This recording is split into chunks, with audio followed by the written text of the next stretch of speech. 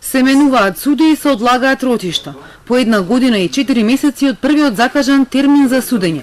Предметот Тотал против Драган Павлович Лата за даночно затајување се уште е на почеток. Денеска се одложи поради отсуство на адвокатката на една од фирмите.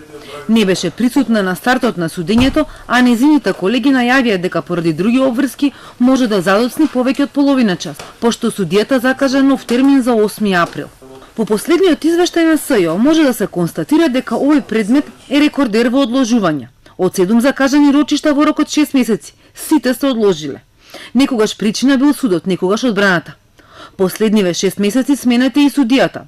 Поради бременост на претходната судика, во декември минатата година предметот го добива актуелниот судија Ѓоко Ристов, поради што судењето се враќа на почеток. Според обвинението, во овој предмет Лата се одговара дека во период од 2008 до 2016 како сопственик или управител на 3 фирми со намера да избегне делумно плаќање на даноци. Во книговодствената евиденција и завршните сметки дава лажни податоци. Со тоа се утврдувал и понизок износ на данок кој треба да се плати. На овој начин тој фирмите избегнале да платат данок од над 120.000 евра. Лата се обвинети во предметот Ревник заедно со неговите двајца браќа. СЈО ги гони за бесправна изградба на куќи во Зелениково. Според обвинението, тој во јули 2011 без одобрение за градење започнал со градба. Дури после година и половина во декември 2012 до општината доставил барање за градба. За разлика од Тотал, во Ревник веќе се сослушуваат сведоци и последниве 6 месеци 8 рочишта се одржале, а 2 се одложиле.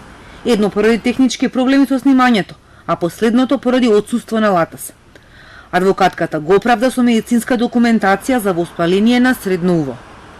Според 6-месечниот извештај на СЈО и други предмети се со висока стапка на одлагање.